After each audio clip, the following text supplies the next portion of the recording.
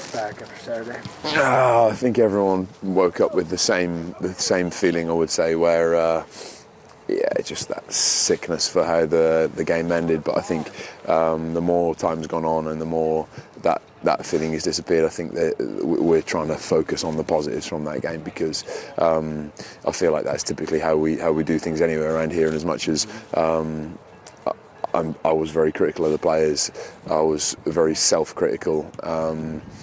I still feel like it's 70 minutes of exactly what we want to see in a situation like that, and what happened after that is almost a complete anomaly. And as much as of course I look back and question my decision making, question the decision making of the players on the pitch, they're not decisions that I wouldn't make again. It's something that it's a system that we've used to close games out very successfully in the previous two. Players going into positions where they are very familiar, and I do feel like it was almost a freak with the way that finished. So I'm not going to read too much into it, and I'm going to focus on the fact that hopefully it becomes a fact that over the course of this season and my career, we're sort of net better off for having gone through that. Mm-hmm. What further context can you share about the switch at right wing back with Bongi and Jeff? Again, obviously we've gone through the logic behind the decision since the plane journey home, almost relentlessly, I would say. And it's obviously a point in the game where they, I would say, upgrade in terms of how threatening they are on that side when they bring Leibold on and Shaloy on that side.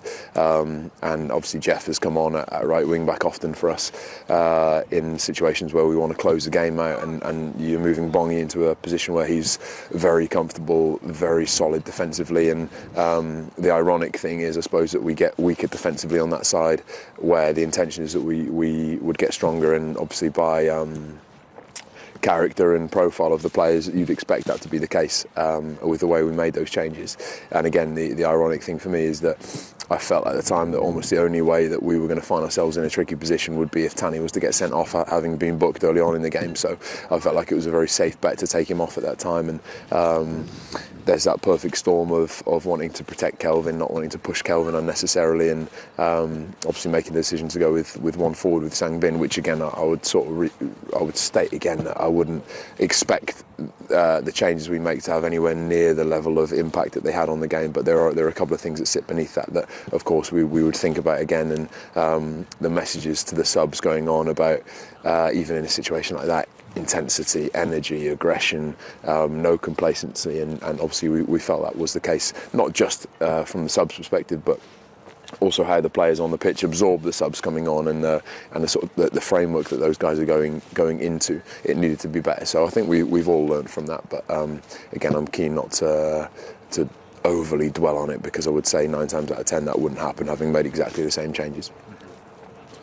How do you sort of prevent it become almost a mental block in the future, where one goal all of a sudden turns into 3 like that? What do you work on? Do you work on it? No, I don't think so. I think we've got a very resilient group, I would say, a very strong group mentally, a group that's pretty reflective, a group that contains players that would have had the right conversations with themselves on Sunday, and I know the group is having the right conversations about that situation. And also, we have a good relationship with the players. I can be very open about how I make decisions. I can be open about what my intention is over the course of the season. I can be open about the fact that, in this particular instance, making changes hasn't worked for us. But over the course of 10 games or over the course of a season, and up until this point, generally, making changes has worked well for us. Okay, and there's the odd instance where the immediate effect on the pitch isn't necessarily performance improvement, but it is players coming on and being connected to what's happening, and over the course of the season I feel like that adds up.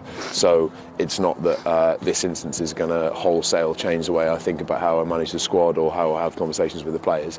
I just feel like it's going to need to sharpen our focus on certain things. It's going to need to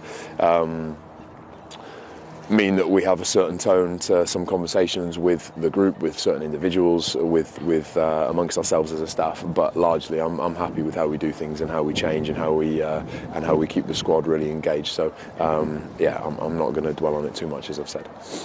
What's important with all the changes in the back line, Dane as well, John? What's important when you have so much turnover this week? Yeah, it's not an easy situation, that, because I feel like some of the stuff that we struggled to get to grips with consistently as a backline last year, that we've discussed lots of times here. We got to a really good place in that sense, and obviously over the course of the 4 games, take away that the last 20 minutes of the previous game, the backline has been great. And then obviously you take a number of components out of that, there are some question marks to be answered, but we have a week's worth of training. We have Jeff coming into the lineup very likely, who is a player that is familiar with how we want to defend. He's largely had a really positive time here, so and I've stressed this to Jeff. He's had some inconsistencies, of course. He's had a tough 20 minutes there. He's had obviously had a tough game to finish the season against Galaxy, but he's a good player for us, and his status hasn't changed in any way in that sense, and I'm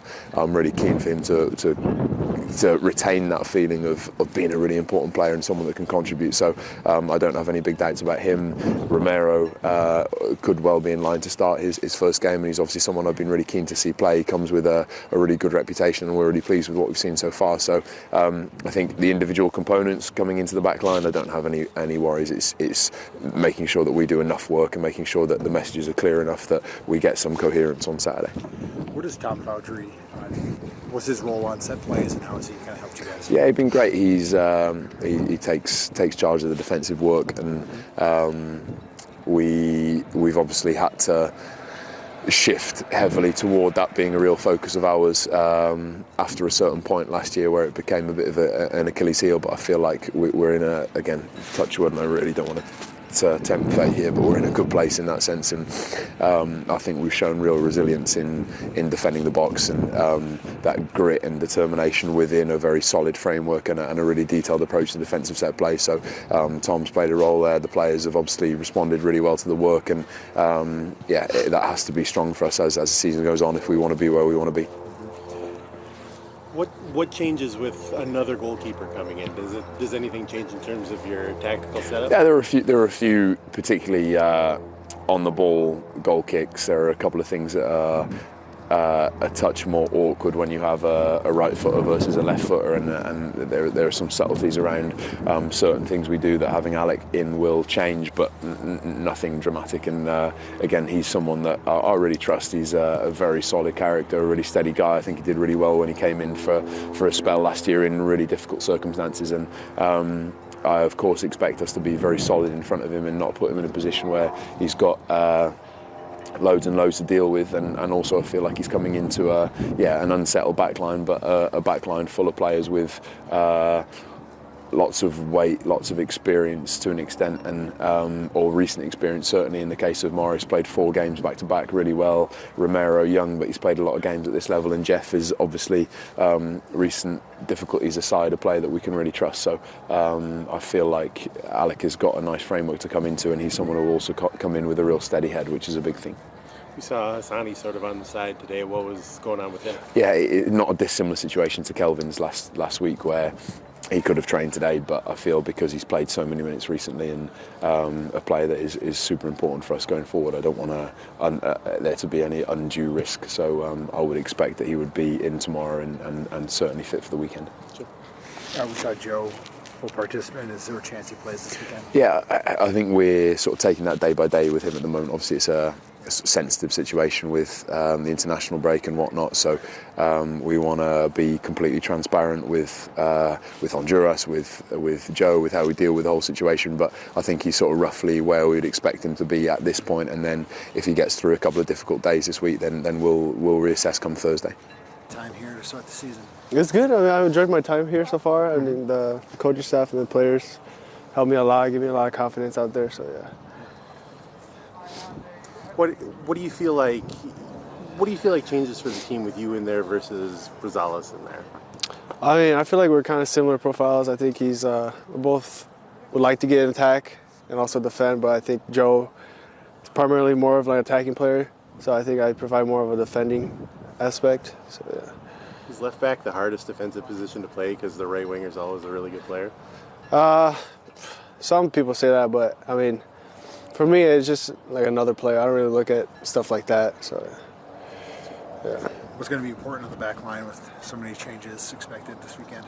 I mean, we have a lot of experienced players. I think just without Boxy, our captain, we have. I don't know who will be stepping in yet, but yeah, I mean, I think nothing really changes. I think everyone knows their roles, what they're supposed to do and stuff. So I think we should be fine. What was it like, hearing that you were switching teams at the deadline and going to a new spot? Yeah, it was weird. I was told on a plane actually from LA back to St. Louis that I was joining the team, so it was a little weird. Couldn't really contact my family until I landed, like 4 hours later, which is hard. Yeah. But I kind of had a feeling that Minnesota was a little interested, so I had a little feeling, but it was the last day, so I didn't know if it was going to happen or not. So, I was excited though. Yeah.